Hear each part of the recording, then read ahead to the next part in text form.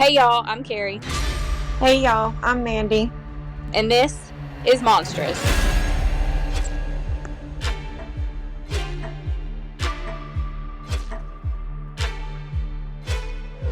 This episode contains topics and language that may not be suitable for all listeners, and topics that may be triggering for some.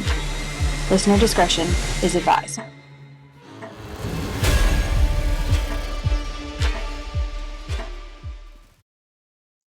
All right, we're back.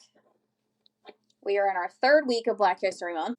So far, we've talked about the Red Summer of 1919 and wrongful convictions for Black Americans.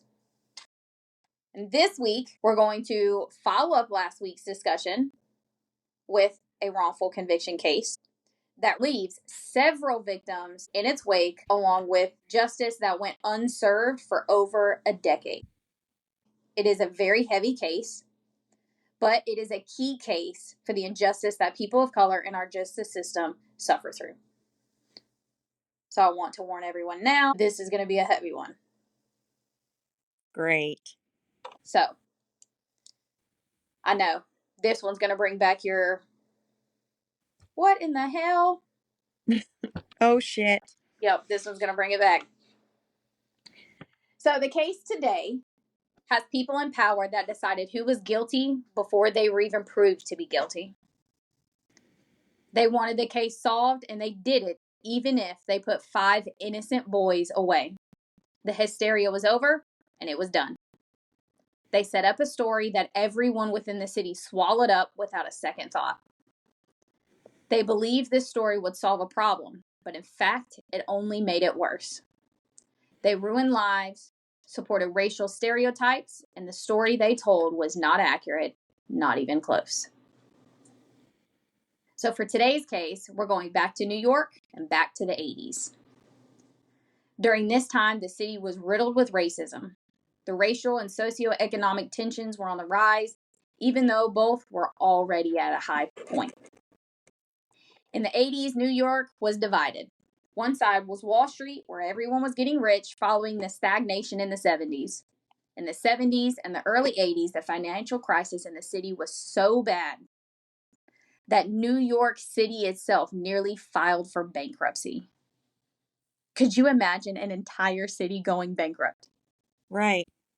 Like a whole city, and New York City at that. That blew my mind.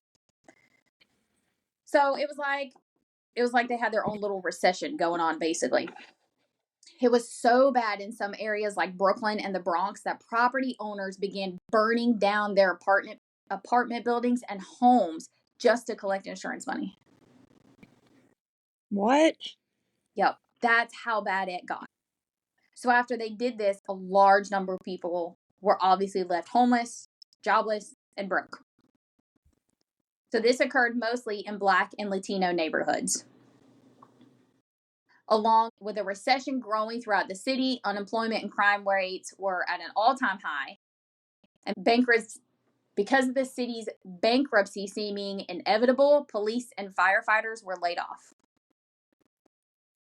Municipal services were cut off, including garbage and other sanitation services, as well as after-school programs. All cut off. So we're in the 70s, in a city crumbling at the knees, and now we have kids whose parents are working and nowhere to go after school, not to mention the fact that Son of Sam was on the loose at the same time. Then came the blackout of 1979. Following the blackout, there were a crazy amount of fires and people looting, just going crazy everywhere. There were abandoned buildings everywhere. None of it was cleaned up. So people think New York looked bad now. In the 70s and 80s, it was even worse. So then in the 80s, suddenly, Wall Street began to boom again and created a massive wealth for a number of people. These people had a normal amount of wealth to us, but for them, especially during that time, they were rich. Then you have the other side of New York that didn't get to see that boom hit. They were in extreme poverty. The crack epidemic is raging through the entire city. Police were understaffed and most were racist and corrupt. This increased the amount of crime. Aside from the normal level of violence, the crack wars hit the city. Then really young kids were gaining access to guns and a lot of money. And so, as one would expect, all hell eventually broke loose.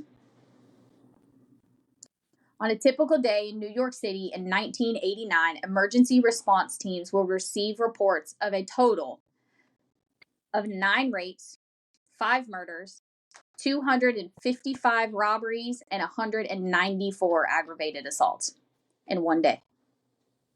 In one day? Yes. And people wonder why I won't live in a city. Right. The people who were victims of these crimes were poor working class members that had fallen through the cracks. And these victims were mostly of Black, brown, and Latino descent who lived mostly in Bedford-Stuy, Brooklyn, Harlem, Brownsville, and the lower side of New York. So like the Lower East Side. And on top of all of this, as if this crime wasn't enough, there was a race war growing within the city as well.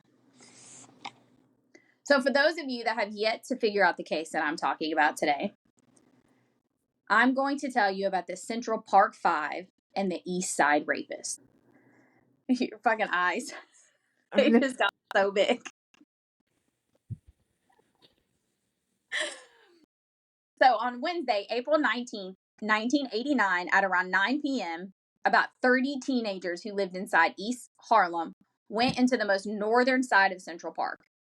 And quite a few of them went on to commit several attacks, assaults, and robberies. Can you imagine, dude, walking into a park for just a nice nighttime stroll and 30 fucking teenagers walk in at once? Right. Like, even if they're just there to just swing on the swings or something, no. That's too many teenage hormones at once for me. So anyway, like I said, there were 30 teens inside the park. So it's hard to say exactly how many of them were actually committing those crimes and which ones were just there. But we do, though, that not all of them were committing crimes. The crimes that were committed included attacking bicyclists, some threw rocks at a cab, a man was beaten, robbed, and left unconscious. A teacher who was running in the park was severely beaten. A different jogger was attacked after being hit in the back of the head with a pipe and a stick. 2 other men were beaten until they were unconscious, being hit with a metal pipe and stones, punched, and kicked in the head. Damn. Yeah. So we have this group of 30 teens inside the park, and an unknown number of them were out here just attacking and beating people for no reason. They, were just out here wilding out, just having a good old time. So while all this is happening, police start getting reports of the different attacks, of course. So they head out to investigate. Once they arrive, and at around 10:15 p.m., a few of the kids were arrested, including 14-year-olds Kevin Richardson and Raymond Santana Jr. So obviously, these kids are very young, and each of them were charged with mischief. That's how this whole thing started. Right. So now we're going to jump ahead to about 1:30 in the morning of Thursday, April 20th. Pastor Baez was walking through the park when he discovered the unconscious body of Trisha Miley in a shallow ravine wearing only her bra. Trisha had decided to go for a run before 9 p.m. on Wednesday night in Central Park, as she normally did. She hadn't been seen or heard from for the next 4 hours. Not until the pastor found her almost lifeless body. She had either been knocked down, dragged, or chased 300 feet from the jogging path and violently assaulted. So here's a trigger warning for everyone, okay? Trisha had been stabbed 5 times. She had been raped, sodomized, and beaten nearly to death. The first officer on scene stated that she was beaten as badly as anyone that he had ever seen. It was so bad that her white running shirt, was no longer white. It was completely soaked in her blood. Damn. When it was pulled out at trial, you couldn't tell that shirt was ever white. Yeah. So it was bad. Right. It's like she was left nearly dead. So while the discovery of Trisha's body was happening, the kids back at the police station were being released to their parents, being told they had to go to family court, all of that. When an officer had been informed of the discovery of Trisha's body, who then informed the head of the unit. What follows this is hours of intense interrogation, which included tactics to wear these teenagers down, which we all know after our last week's episode that is how you get a confession, be it true or false. For 42 hours, these teens were wore down. And by the end of the interrogation, they were exhausted. They were given no food, nothing to drink, and they weren't allowed to sleep. Then, to make it worse, they were repeatedly told that they could go home once they confessed to what they had done to Trisha. So, of course, eventually, the kids began to turn on each other. Even though the ones they had arrested, only 2 of them actually knew the other. What? Yep. So at the beginning of this, only 2 of the boys that are ultimately arrested and charged knew each other. They all just happened to be at the same place, along with 25 other kids. Yep. 42 hours. They sit here. What do you think is going to happen? Right. They're scared. Exactly. They're kids. So they're hungry, they're tired, and they just want to go home. So in the end, they told detectives whatever they wanted to hear. Because they are 14 and 15-year-old children. They're scared, and they just want to go home. And the kids they chose weren't bad kids. There's a documentary by Ken Burns and his daughter, which is called The Central Park 5, and I recommend it to anyone that wants to know more about the case. But in a nutshell, this documentary talks about the kids' backgrounds. Each one came from a good home. No one had ever been arrested. They had never been taken into custody. Nothing. They were little league baseball players. One of the boys played it was like the clarinet or something. One of them played basketball. Like, they were the epitome, the pinnacle of good kids. Right. Not just this, but there were 30 other kids in the park that night. How can you tell which ones are guilty? The cops showed up and they scattered. They ran. How do you know? So if it doesn't seem like there was any real evidence, any real investigating happening here, right? It's like the slowest kids were the ones that got arrested, even if they were innocent. And one of the biggest issues with it is that no one that was attacked that night, including Trisha, was able to identify any of the boys that were brought into the station. So it's easy to assume that none of these boys had anything to do with the attacks, or someone would have pointed to them, right? You would think. That's where my brain goes. If they did it, someone would have pointed that they did it. None of the victims pointed to any of these 5 boys for anything. So eventually, the boys, of course, implicate each other in Trisha's assault. After 2 days of brutal interrogations, they begin to confess. In the boys' written and taped confessions, they said they were accomplices to the rape, but didn't actually participate in it. And they began to tell details of what and how the assault happened. They even implicated 3 other boys in the attack of Trisha. Okay, so I know I've rinsed all 5 of them at this point. So remember, initially, Kevin and Raymond were the ones that were initially brought in. All 5 of the boys were in the park that night. But only 2 of them had been caught and brought into the station that night, which was Kevin and Raymond. And somehow the police figured that the other 3 were involved in it. I'm not sure how. I haven't been able to wrap my brain around that one. Even after all the research I've done, I have yet to figure out how they wrapped those three into it. But they did somehow. And that's whenever they start implicating the other three boys. Right. Right. So the two they brought in didn't know each other. They didn't know the three they implicated. They got those three names from the police. So that's how they were brought in. Okay, does that make sense? Yeah. Okay.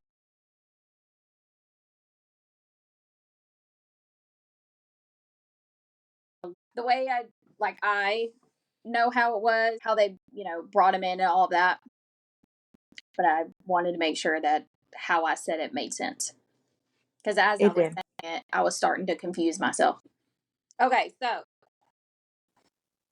the three other boys in our case are 16-year-old Korey Wise, 15-year-old Yusef Salam, and 15-year-old Antron McCrae. So all young. So they're all brought in for questioning. And from the movie or the documentary that I watched, Korey initially wasn't a suspect. From what I watched, Korey and Yusef were out. They were the two that knew each other. They were out. The police had stopped them. They took Yusef in. They were, well, you can go with your friend. You can go with him, blah, blah, blah, right? So Korey decides to go with him to watch out for Yusef. That's why he went to the park that night. And he wanted to go with him to the police station to look after him. Because Yusef was very intelligent. He was a very smart kid. And for one reason or another, Korey felt the need to look after him. That's how he ended up at the police station. He just went to look out for his friend. And somehow that made him guilty.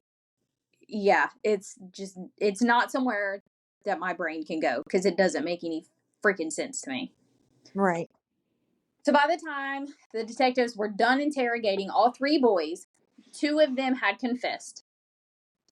And so all five were arrested and charged for the attack of Trisha. Once the media caught wind of the arrests, they lost their shit.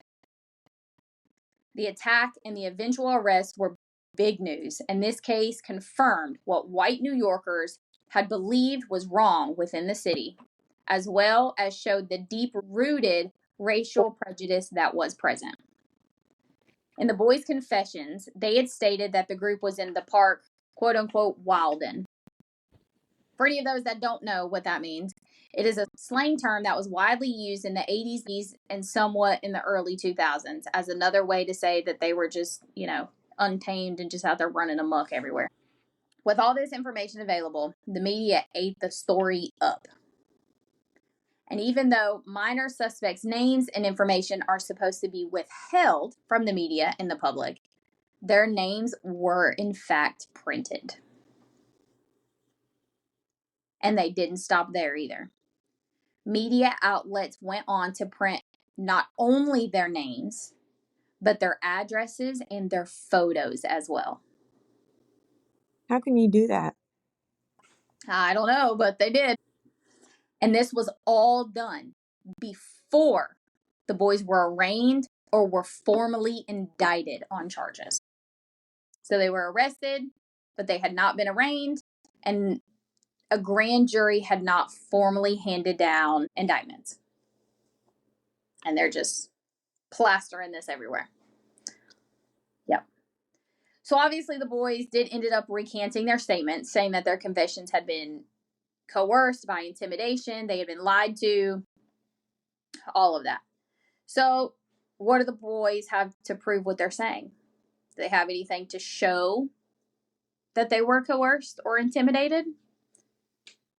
Well, in my opinion, they had a lot. So as we know, their confessions were videotaped, as they normally are. However, there was more to those interrogations that the video recordings did not show. The initial statements of all five boys, the entire 2 days worth of interrogations, and their written statements were all done before the video recording ever turned on. Video proof of any of those does not exist. Of course not. The only part of the 2 days worth and hours long interrogations that was recorded and used as evidence were the parts where each boy said that they had taken part in the attack or implicated someone else. And to make that worse, it was only recorded once each of the boys knew the case details and had their stories down pat. Detectives didn't record how they had the boys tell them what happened 500 different times. How the boys would tell them a story and the detectives responded with, quote, "That's not what happened." Or lastly, how they had led them to tell the right story of the events of that night. That's insane. Yep. So meanwhile, back at the hospital, Trisha's injuries are so bad that she is given her last rites. So for anyone that doesn't know what that is, it is a religious practice when someone is dying to be given a last prayer or other rituals depending on their own religious beliefs. So her injuries are so bad that those around her believe she's going to die. But after being in a coma for 12 days, Trisha wakes up and eventually she is able to talk, read, and walk again. However, she has no memory of the night of her attack at all. So now we're going to move forward to the trial because between this is, normal legal stuff, all that stuff that happens when you have a big trial like this. So we're going to go ahead and jump forward to the trial itself. So usually homicide detectives would be the ones to head the case like this. But since Trisha woke up and survived her attack, the case is given to Linda Fairstein, the head of the sex unit crimes. And the sex crimes prosecutor, Elizabeth Ledier, I believe is how you say it. For some reason, these two were a part of the case from day one. Okay, so it's not unusual for the head of a unit or the prosecutors to be updated as an investigation progresses, but they were involved in the actual investigation.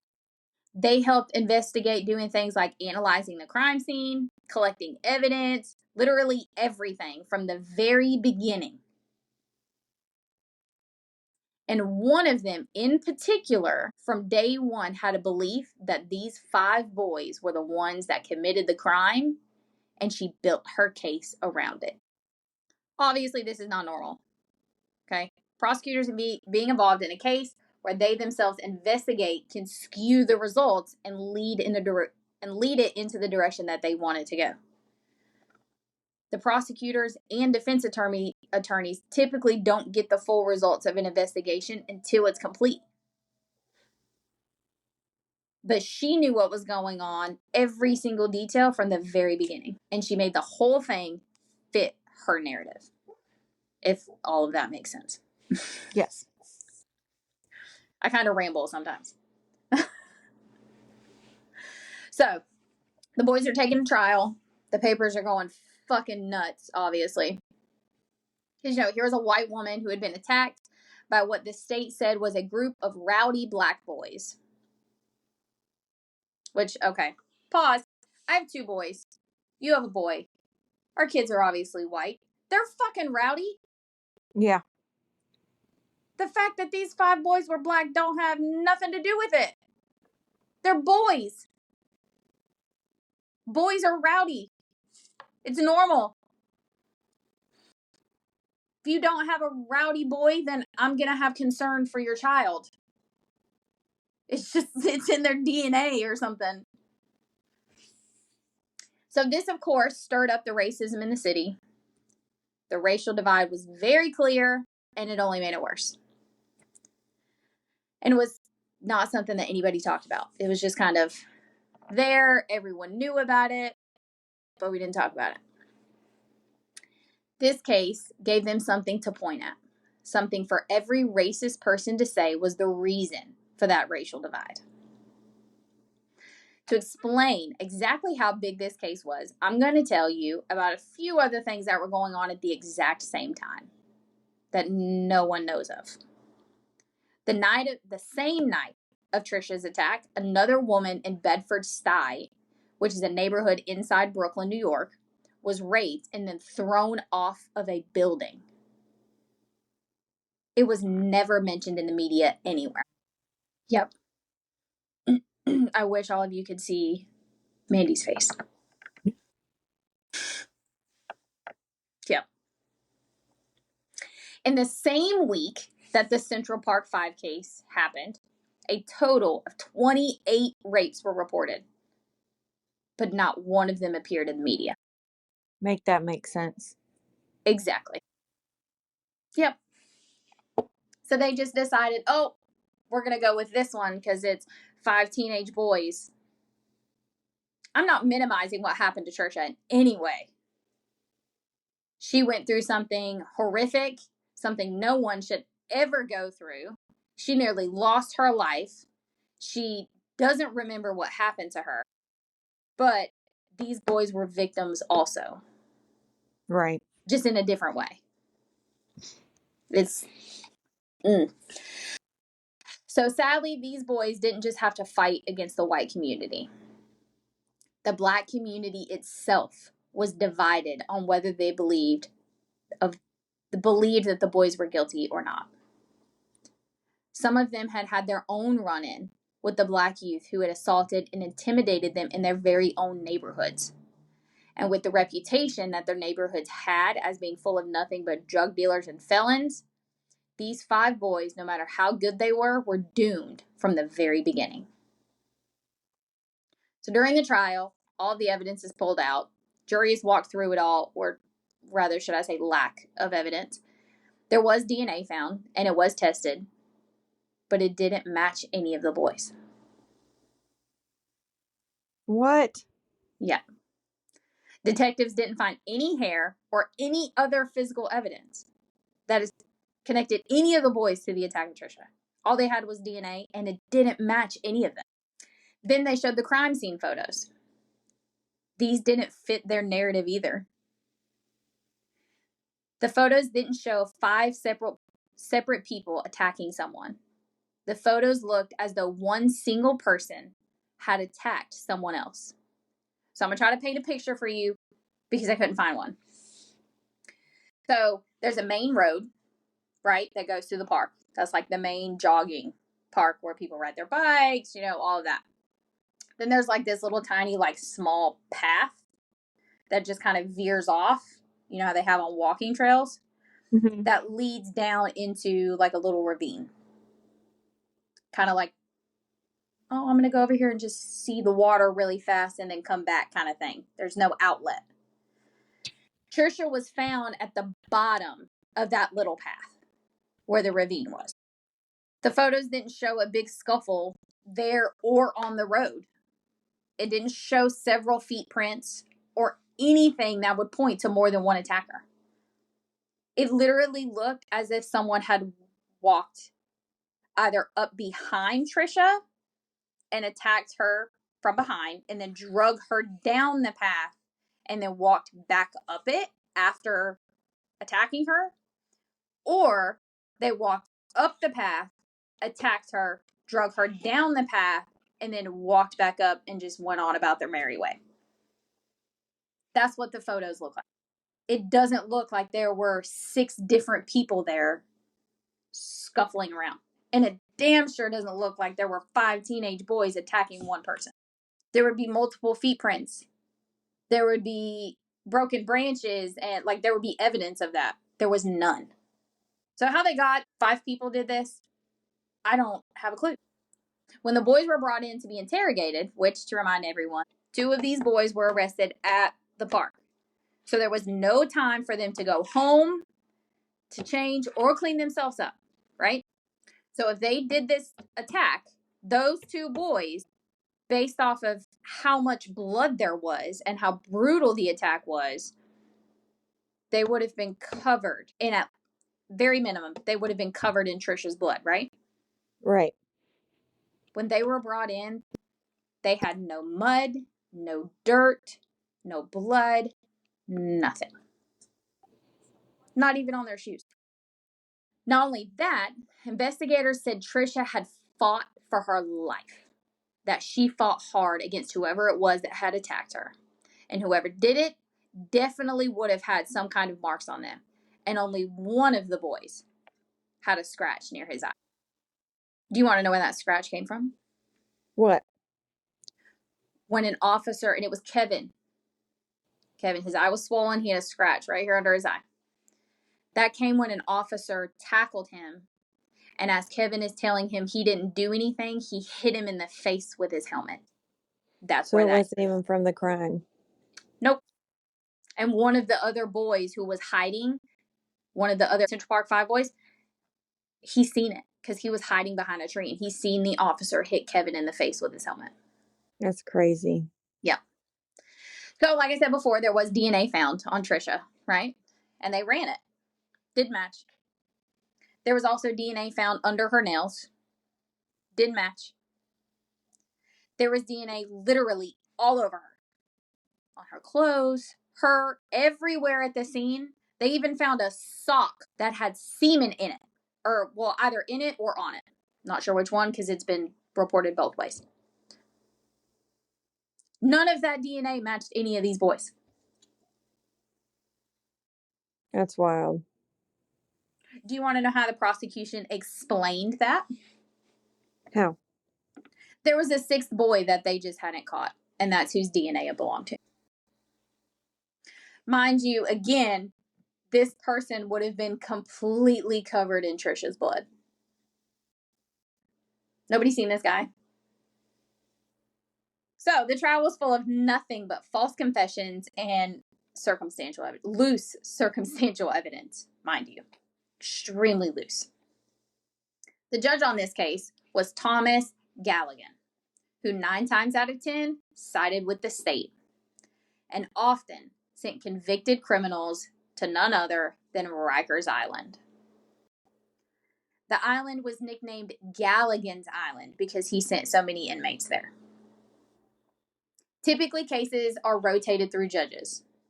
That way, there's a smaller chance of bias, right? That didn't happen here. This case was handed directly to Galligan, and it was done so to keep the state from losing their case because it was so weak. That's sad. All 5 boys' cases were split into 2 trials. He was the judge on both. So the first trial was against 15-year-old Yusef Salam, 15-year-old Antron McCrae, and 14-year-old Raymond Santana Jr. These 3 were offered a plea deal, but they refused to accept it. They said they didn't do it, and they wouldn't plead to something they didn't do. The second trial was against 14-year-old Kevin Richardson and 16-year-old Korey Wise. Despite the fact of any real evidence in either trial, that's including the lack of DNA match from the semen sample or any of the DNA, the false confessions of all 5 boys, the conflicting testimonies of detectives on the stand. So the detectives didn't even have their fucking story straight. No positive IDs made either within the days of the attack or in court. Kevin, Yusef, Antron, and Raymond were all convicted of the rape, assault, and attempted murder of Trisha, as well as the robberies, the rioting, and the other attacks committed that night. And they all got the maximum sentence allowed for juveniles, which was 5 to 10 years. Kevin served 5.5 of those years. Yusef served 6 years and 8 months. Antron served 6 of those. Raymond, like Kevin, served his entire 5-year sentence. Each of these 4 boys served nearly their entire sentences in juvenile hall. Once they aged out, they were moved to adult prison, but because they were so young, they didn't spend much time in adult prison. Korey Wise is a completely different story. He was the only one to be tried as an adult, even though all of them could have been tried as either adults or juveniles because they were all over the age of 13 at the time. He was sentenced to 5 to 15 years. And where do you think he was originally sent to? Rikers Island. Yep. They sent a 16-year-old child to fucking Rikers Island. That's bullshit. So for anyone that doesn't know, Rikers Island is an extremely dangerous and very inhumane jail complex. There's more than one jail on the island. So before I continue with the case, I'm going to give a little insight into why the fact that they sent him there is just barbaric and an abuse of power. Okay? Rikers Island is 413 acres. It was opened in 1932. It has been described as hell and called Torture Island. Intake areas are jammed full of new inmates. Toilets don't work, sinks don't work, and the new inmates could spend weeks in this tiny room. There is no recreation time, no health care available because they can't get inmates to their appointments, along with missed court appointments.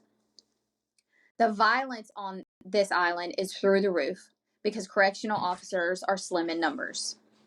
A previous inmate of Rikers Island, who was there due to his own wrongful conviction, stated that the island isn't ran by the COs.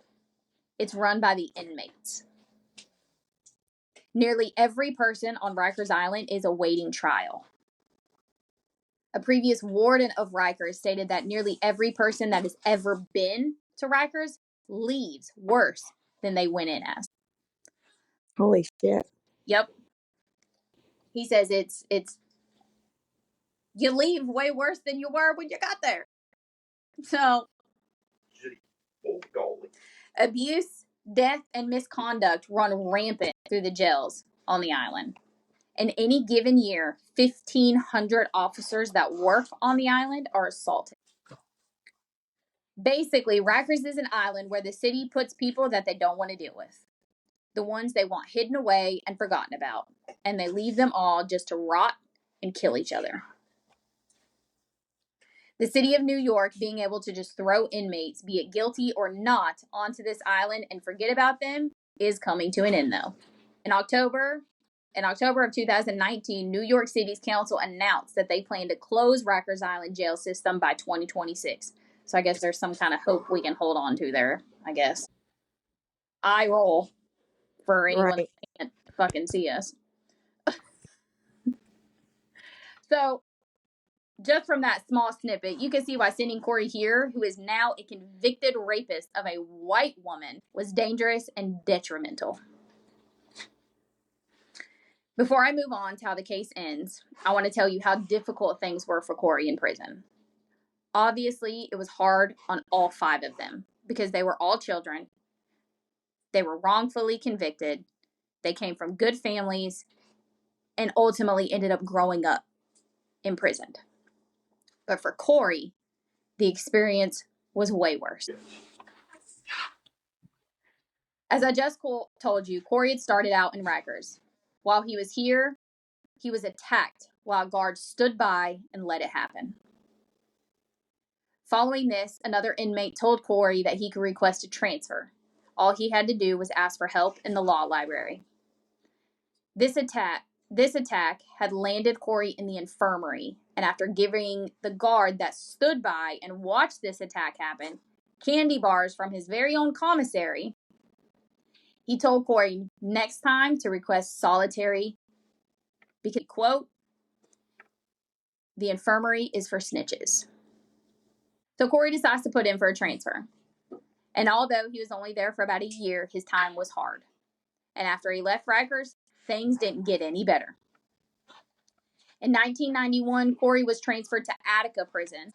While here, he was attacked and severely beaten. He remembered what the CO from Rikers had told him, so instead of going to the infirmary, he requested solitary confinement, where he spent the entire 2 years that he was in Attica. He got close to a guard who was named CO Roberts, and he tried to make Korey's time there easier. He gave him magazines, a Chia Pet, because Korey had mentioned wanting to get one once he got out, and even got him a job cleaning the day room, bathrooms, and cafeteria to get him time out of solitary. Korey had grew fond of Roberts and at one point asked him why he was so nice to him. Roberts' response was that he himself had a son, and if what happened to Korey happened to his son, he would want to know that someone was treating him like a human. Korey had no one to look out for him while in prison, and it seemed as though he had finally had someone that cared about his well-being, but that wouldn't last long. After a visit from his mom, he realized how much he missed her, how hard traveling that far was for her, because Attica prison was 347 miles from Harlem, which is where they lived. And so he promised to do what he could to get moved closer. So he put in another transfer. I want to note here an important name to remember. Okay. While in Attica, Korey met an 18-year-old named Matias Reyes when the two had gotten into a scuffle over the volume of the day room TV while Korey was cleaning the bathrooms and listening to the music that was being played on BET at the time. Do you remember BET? I do. I loved BET. Me too.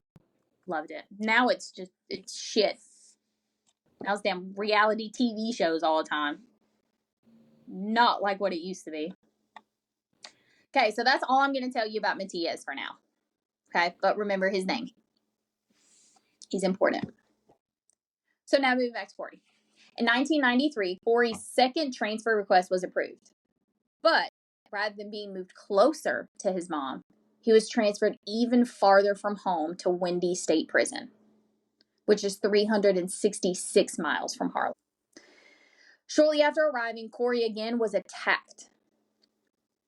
He yelled for a guard, who pried his hands off the bars and walked away.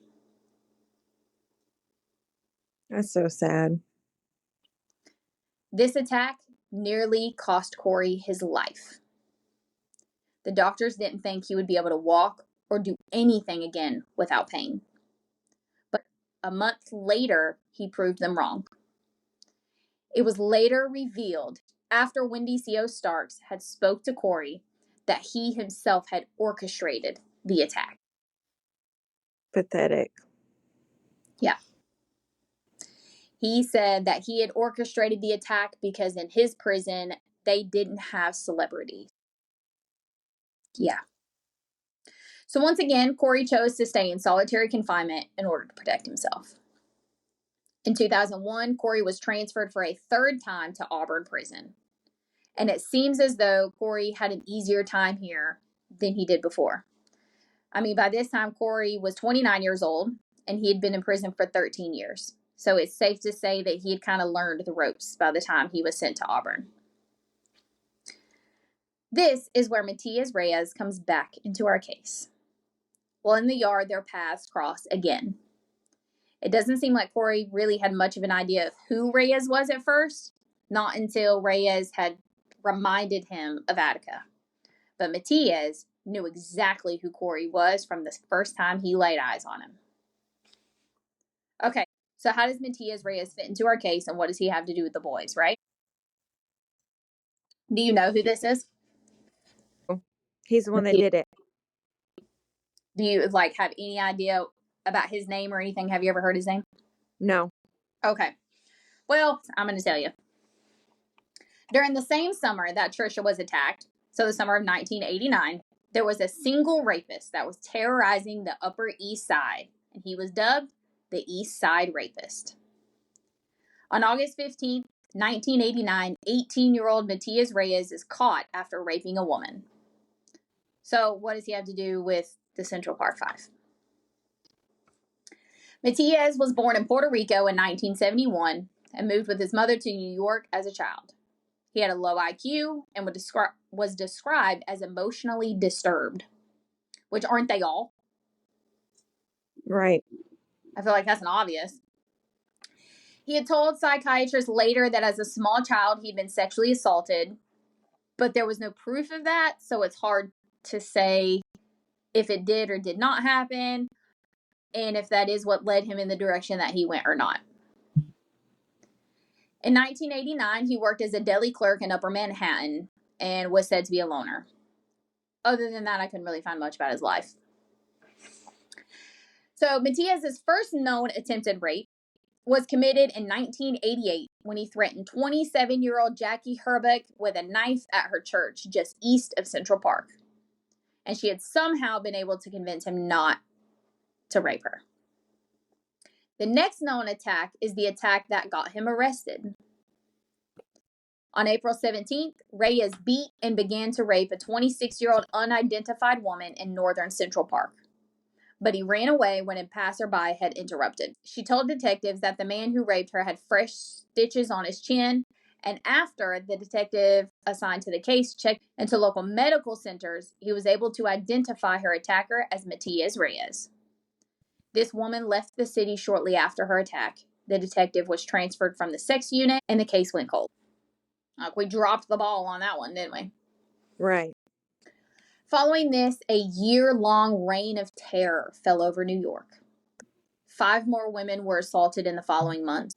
2 more attempted rapes took place, 1 murder, and the quadruple murder of Lourdes Gonzalez, who was pregnant, along with her 3 other children who heard their mother's attack through the bedroom walls.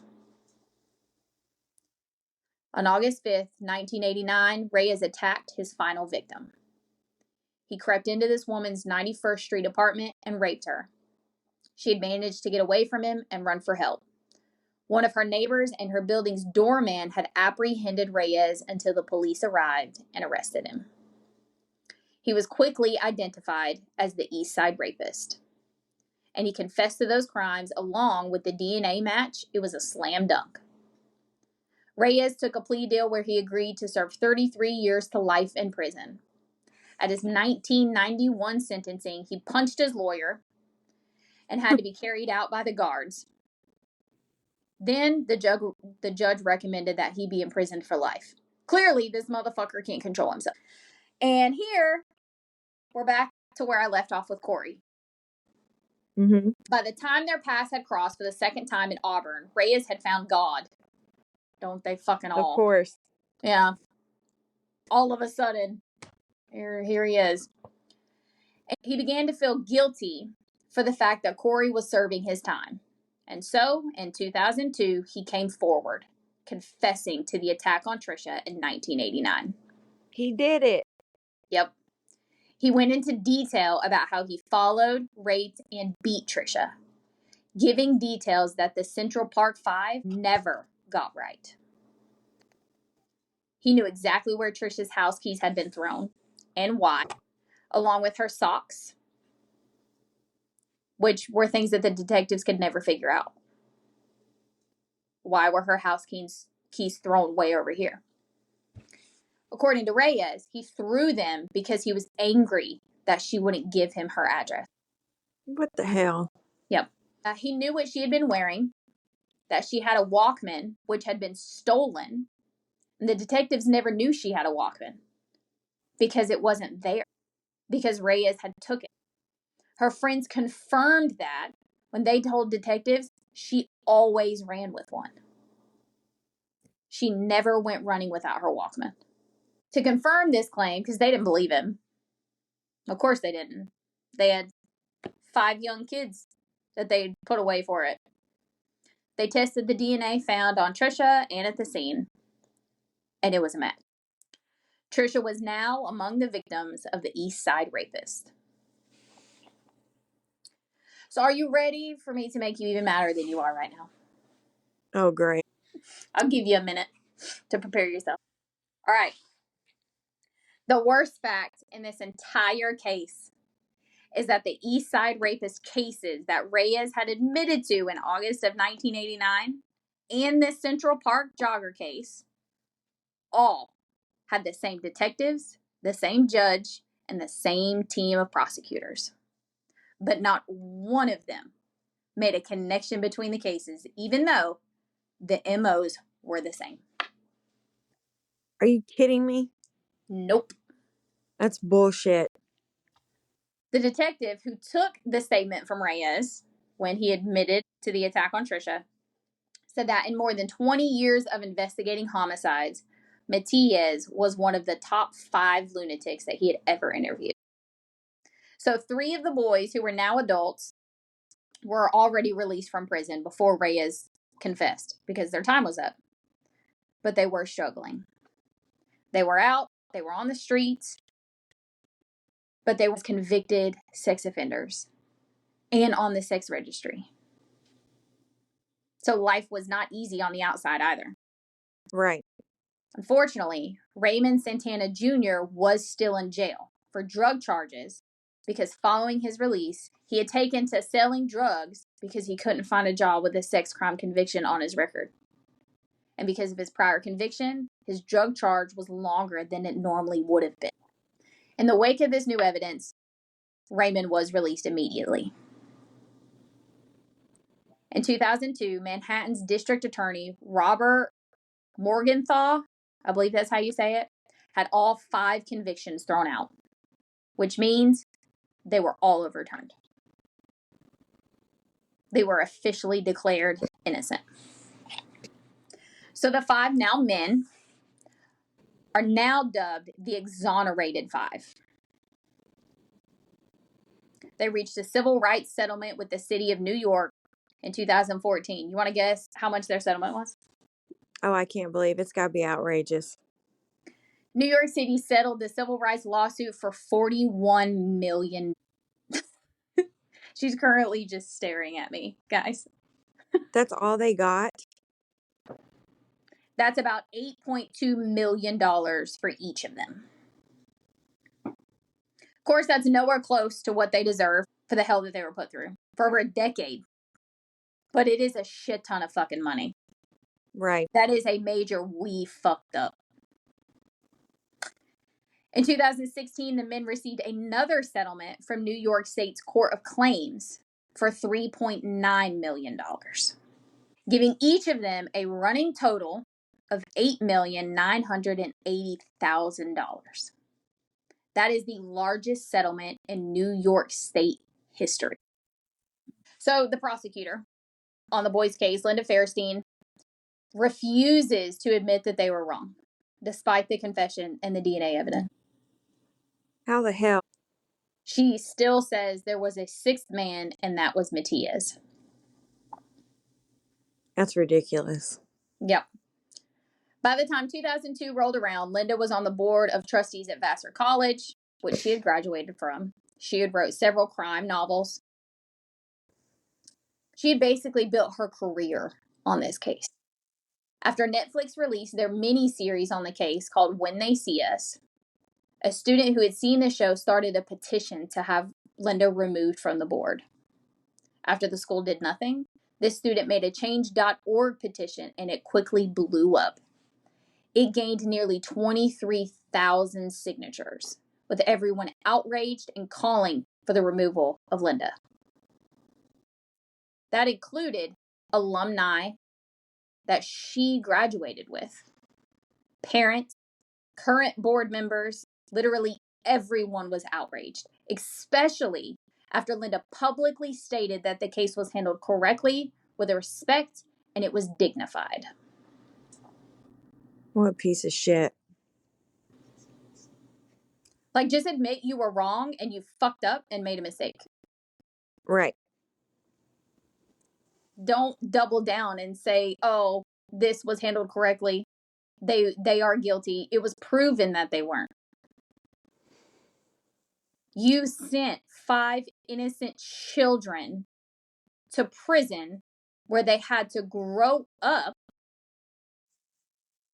Own that shit, girl, because you fucked up big time. Right. So following this, the college responded swiftly. The board met about the petition and the student concerns, the alumni surge, concerns, the outrage, all of that. The following week, President Bradley issued a statement saying that Linda Fairstein had resigned from her place on the board of trustees. Good. Sadly, she isn't the only one that has not admitted they were wrong. There are still today several police officers and detectives that refuse to admit that they were wrong in this case. Okay, so what happened to Trisha? Well, she underwent 5 months of rehabilitation, and following this, she returned to running in Central Park. In 1995, she ran the New York City Marathon and again ran it in 2003. Up until 2003, no one knew she was the woman the Exonerated Five were accused of attacking. Not until her memoir called I Am the Central Park Jogger was released. Following this, she began a career as an inspirational speaker. She now works with sexual assault victims and brain injuries in the Mount Shy Sexual Assault and Violence Intervention Group. Today, the Exonerated Five are living their lives and fighting for justice and to end the forces that caused what happened to them. Yusef Salaam is now a married father of 10. In 2016, he received a Lifetime Achievement Award from then President Obama. In 2021, he published a memoir called Better, Not Bitter, Living on Purpose in the Pursuit of Racial Justice. He has called for prison reform since his release. In 2023, he was elected to represent Harlem on the New York City Council and took office January 1st of 2024. Korey Wise is the only one still living in New York. He has worked with the Innocence Project and advocates for the rights of those wrongfully convicted, as well as for the reform of the criminal justice system. In 2015, Korey founded the Korey Wise Innocence Project at Colorado Law School, where he also offers pro bono legal counsel for those that have been wrongfully convicted. Kevin Richardson is now a father to 2 daughters and also works for the Innocence Project. He advocates for the rights of those that have been wrongfully convicted. Raymond Santana Jr. lives in Atlanta with his daughter. He has went on to create the Park Madison NYC clothing line, which came out in 2018. That following year in 2019, his clothing line released the Brotherhood Tee t-shirts, which has each of the boys' names on it, and part of the earning from each shirt is donated to the Innocence Project. Antron McCrae is now living down south, and he's lived a pretty quiet life with his 6 children. In December of 2022, the Central Park entrance was renamed Gate of the Exonerated in honor of the 5 men who had their lives changed forever as just young boys. I want to end our case today with a quote from Raymond Santana Jr. I implore everyone to take this to heart and to remember it in everything you do. Quote, your truth is the foundation your legacy will be built on. And that is the Exonerated Five, also known as the Central Park Five. The case is crazy. So what'd you think? Did I do it any justice? Was it good? Yeah, it was good, but it's insane that they went through all that. Yep. Like, I knew the case. Obviously, it was a big case. It's a huge one. But I didn't know it to, like, that detail. Right. It's hard to cover cases like this because you don't want to word something incorrectly or sound insensitive, because these cases and topics like this can be very loaded, if that makes sense. Yeah. I really try to dive into them without making, generalizations or like I'm being insensitive in any kind of way, because obviously I'm not. But they are important. They should be talked about. And there's more than one victim in cases like this. There's the victim that the crime happened to, their families, but then there's also the wrongfully convicted, because they're victims in this as well. These boys specifically had their entire lives taken over something they didn't do. They're victims. Their families are victims. Like, their families had hard times finding jobs. They lost their jobs. They had a lot happen to them simply because their boys were accused of something they didn't do. Right. So I haven't read any of the memoirs that I mentioned, but I'm going to. I did watch the 4-part Netflix miniseries, which I highly recommend. I got a lot of my information from there. The show has a great cast that includes the late Michael K. Williams, John Leguizamo, I think that's how you say it. Nancy Nash, Felicity Huffman, Famke Janssen, Joshua Jackson, who is also known for his role in Dawson's Creek, and more. So from the series, the prosecutor was hell-bent on getting these boys for the assault on Trisha. Based on a map and a few sticky notes, she had been able to make a connection between all the crimes committed in the park that night and these boys. She sent officers on a witch hunt, stopping every black boy they saw on the street to bring in every one of them that was in the park that night. The series goes on to show how the prosecutors and the detectives took advantage of the fact that their parents were not there to advocate for them.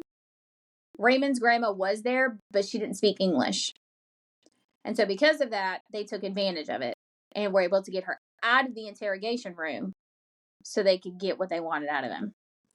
Antron's parents were with him, and after openly accusing him, they seemed to push his mother out of the room, and his father was just in shock and scared because a detective had later on threatened him and told him that he needed to talk sense into his kid, implying that the detective would inform Antron's father's boss about an old charge that he did time for. The timeline wasn't right, but in the end, they made the timeline fit their narrative. They perp walked each of the boys and everything. Literally had media all lined up as they walked them out. And that's sad. Yep. These children, and they perp walk them like they're these awful monsters. There were so many people in this case that could have stood up and said something to someone, but no one did. They all stood by and allowed this injustice to happen to these boys and Trisha's loved ones to live for over a decade believing that these boys had killed her. Each one of them had been victimized over and over again. Throughout this entire case, they had manipulated everyone. The boys, their families, the judge, jury, and the public. So I highly recommend that everyone watch this series because I kind of gave you like a little bit of a rundown, but there's so much more in there. It really puts you into it, if that makes sense. It shows how dirty the justice system can really be. I think they did a great job capturing the emotions of the case, telling the story as a whole.